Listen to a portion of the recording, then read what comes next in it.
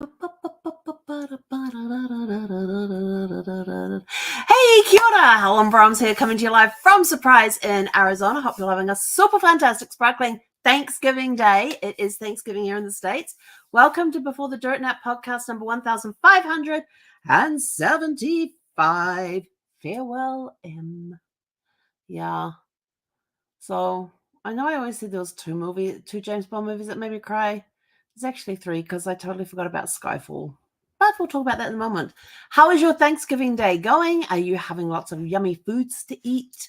We made a really yummy ambrosia salad today. If you want to see how that went, check out our TikTok video that we did. It's it's there on TikTok. There's like 4 parts to it.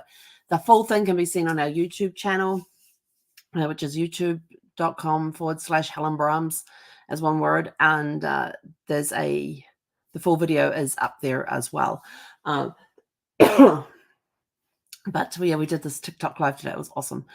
What else have we done today? Oh, we're in our PJs. So we got dressed this morning, went for our walk, came home, got changed back into our PJs again because I decided to have a pajama day today, and then got dressed again to do our walk, came home, and put PJs back on again. So, but you can't see them. I don't know if I can. Let's see. Let me get them up here. You can see PJ pants. These are my winter ones. Oh, hey, sweetie girl.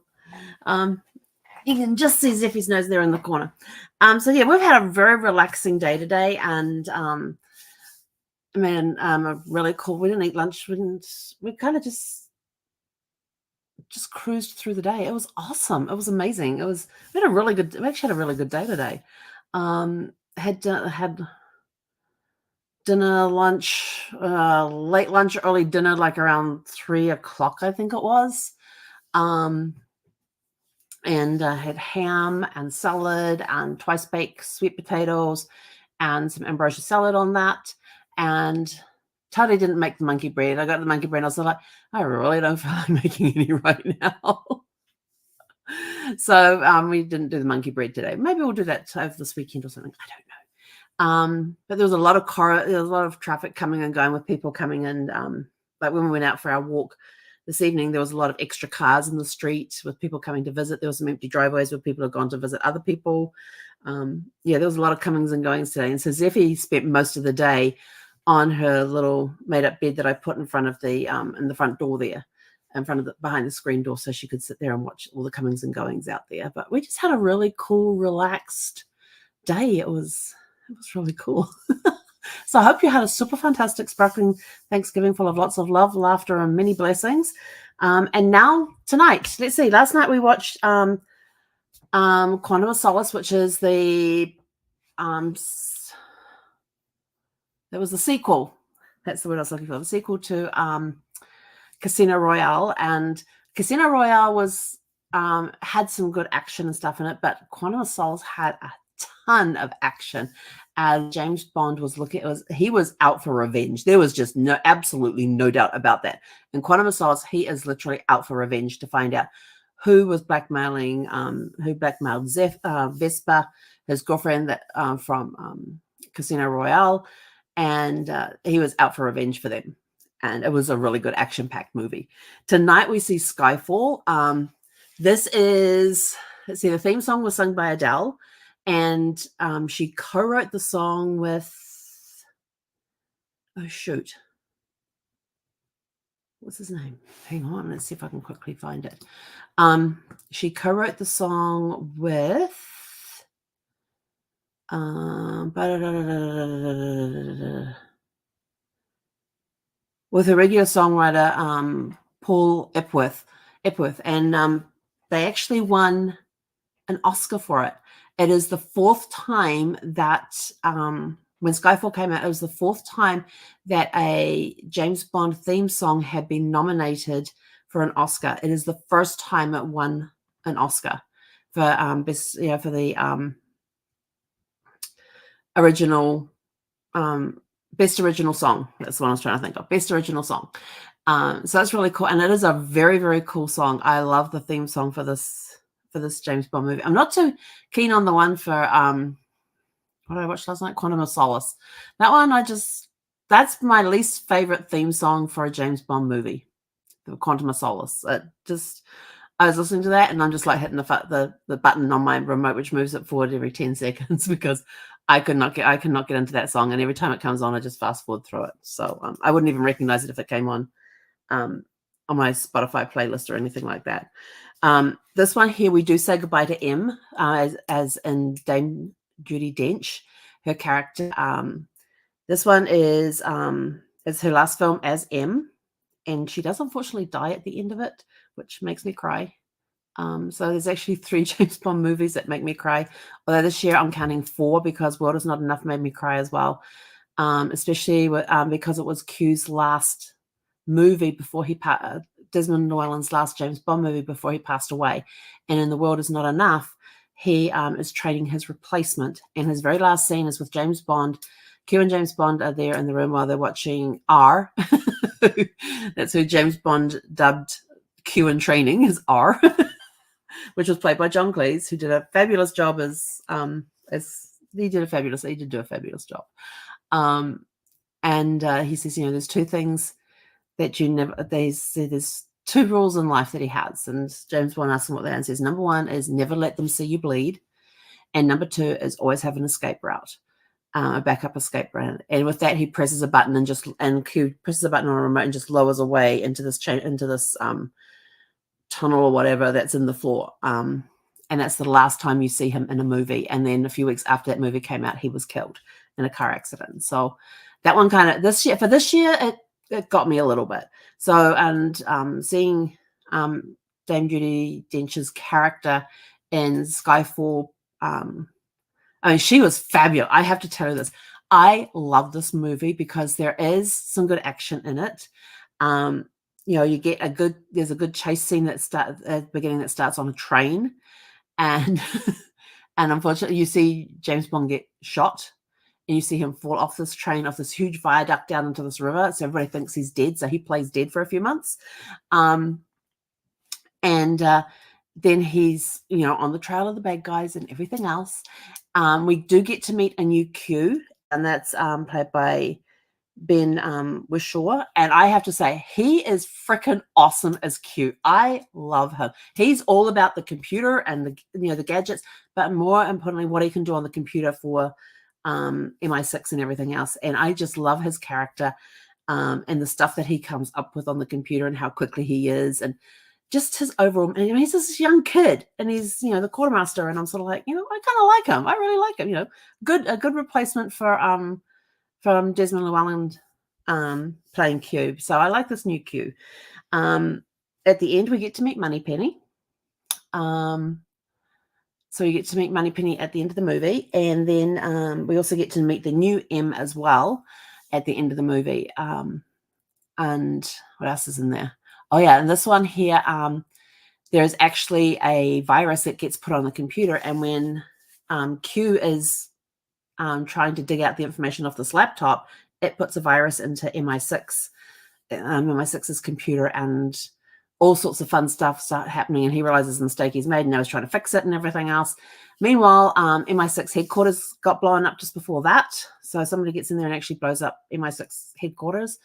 And so they have to relocate to this new underground area and everything there. And while Bond is out there chasing this route and everything else, he finds out that M gets relieved of her position, and but they find out that somebody's still after her. So James Bond takes her to his childhood home called Skyfall, which is his ancestral home for the Bond family, which has their motto there, which means I can never remember what the Latin is, but it basically means the world is not enough, is what their motto is.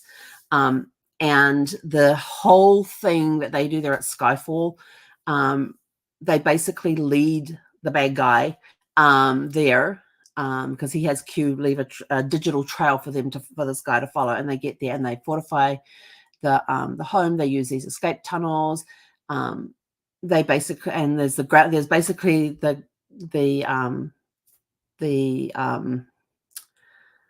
keeper of the house is there, sort of like the groundsman. Yeah, the groundsman. The groundsman's there, M's there, and Bond's there, just the 3 of them. And there's this huge battle at Skyfall. It is really incredible what they do there at Skyfall and how they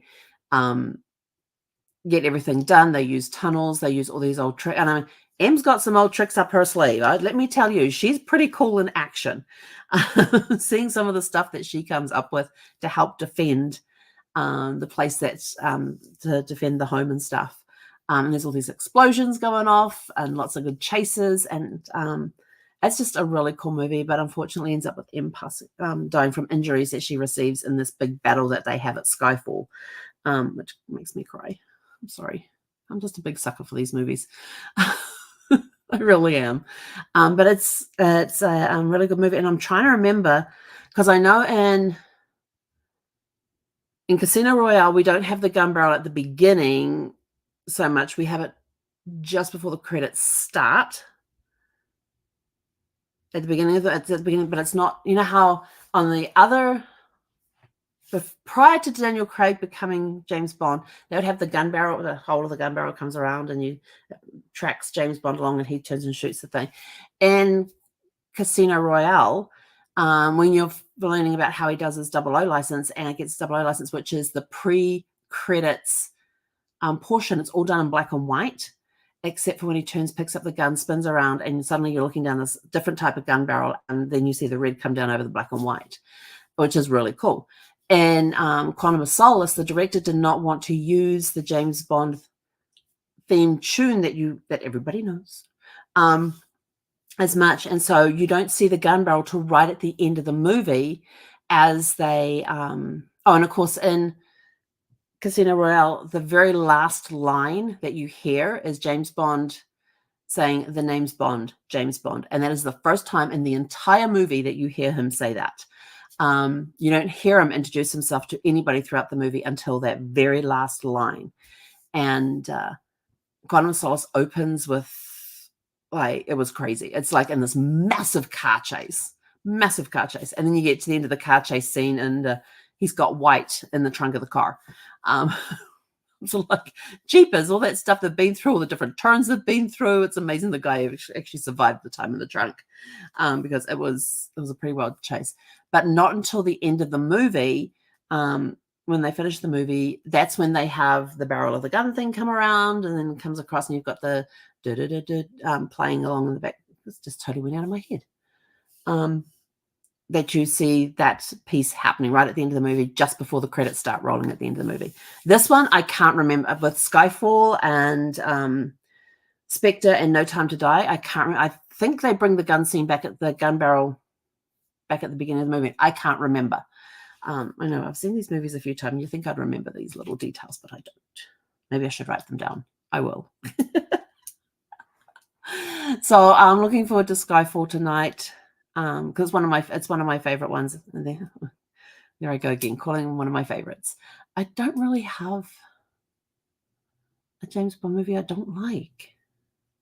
Well, kind of No Time to Die, because they kill him at the end, and that's just not fair. But we'll talk about that when we get there.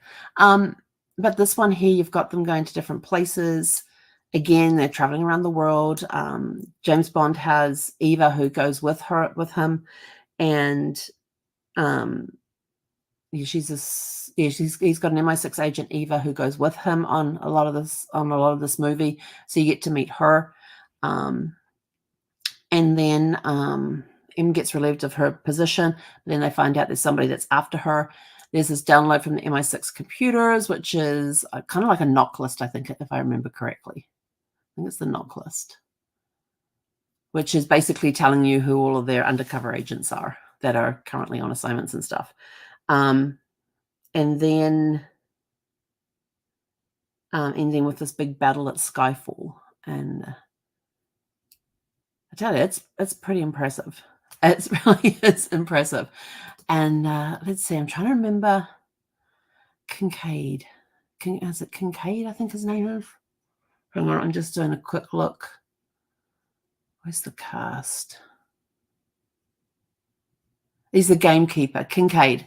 He's the gamekeeper of the Skyfall estate. So he looks after the whole estate and everything else while James Bond is not in residence and things like that. So there's him, Em, and Eve is the name of the MI6 field agent.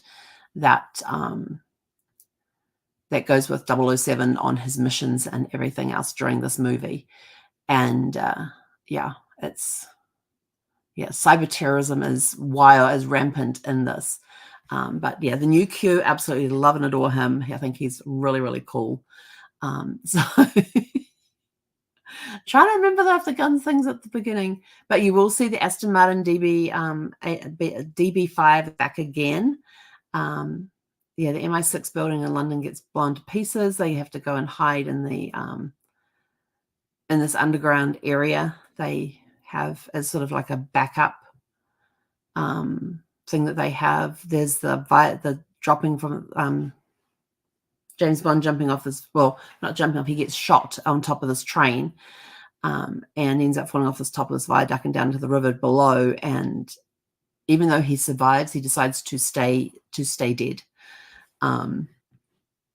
just for purposes of finding things out that he needs to find out for this thing.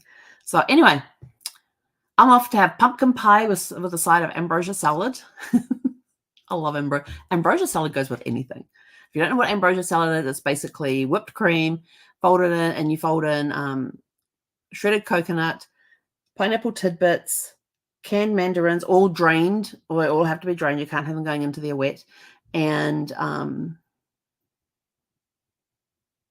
coconut tidbits, canned mandarins chopped up as well, and marshmallows, mini marshmallows. And my one, I have the mini marshmallows, pulverized coconut, because when I open it up, it's actually coconut chips that are in this bag, and it's not shredded coconut. And I was like, oh, and I don't have my dry blender jug that goes on top of my Vitamix. I just have the wet one, the one that's designed for wet foods and stuff like that, for making smoothies. But I do have a dry one for when you put dry ingredients in there, like coconut, to help shred it. But I don't have that with me. It's still in the RV. And so I got my coffee bean blend. I have a coffee bean thing where you put the fresh beans in and you zip, you push the zip, zip, zip, zip, zip. And so I made it up, and it came out in this. It wasn't shredded, more like a mash, or dry mash. But it works it still tastes pretty good. And I didn't have mandarins, but I did have some fresh blueberries, so I threw them in there as well. Along with the crushed pineapple, because I didn't have pineapple tidbits. I had crushed pineapple, so I drained that last night. So I've got the pulverized coconut, the mini marshmallows, the crushed pineapple, and fresh blueberries in my ambrosia salad, and it was really, really good. So because I let that sit for like 4 hours, I think it was, in the fridge. But it'll taste even better the longer I leave it sitting, the more flavor it will get. So it'll taste better now, and it's going on top of some pumpkin pie instead of just whipped cream or ice cream. I'm putting ambrosia salad on top. But anyway, I'm out of here. Hope you all have a super fantastic, sparkling rest of your Thanksgiving day. We will be back tomorrow evening at 6 p.m. Pacific, and tomorrow night's movie is Spectre. And that's putting us one closer to, we're almost at the end. You realize that? Because this is movie number 23 out of 25. And then after we watch No Time to Die, which is number 25, then we will have Never Say Never Again, which came out in 1983 and was the remake of Thunderball, and Sean Connery's back in that movie. So we will get to see that. But we're not watching that till after No Time to Die. And then the following evening, so that'll be the 26th, on the 27th, which is Monday the 27th, we're going to be watching Chitty Chitty Bang Bang. And if you're going, why are you watching Chitty Chitty Bang Bang on the 27th? Chitty Chitty Bang Bang is the only children's story that Ian Fleming ever wrote. It actually published it after his death, and it came out in 3 different books, and then they ended up making a movie of it. I can't remember what year. It was in the 60s that they made this movie, and it has Dick Van Dyke in there playing the main. He's the dad of the 2 kids, and they have this old beat-up race car that he brings in, and they go and have these adventures in there as well. And there's some really cool, it's got some really cool songs in there, and it's a great musical. It's one of my favorite musicals, and I haven't watched it in, I can't remember when. So I'm going to have to see if I can find that, because I definitely have it. I think it's on Blu-ray.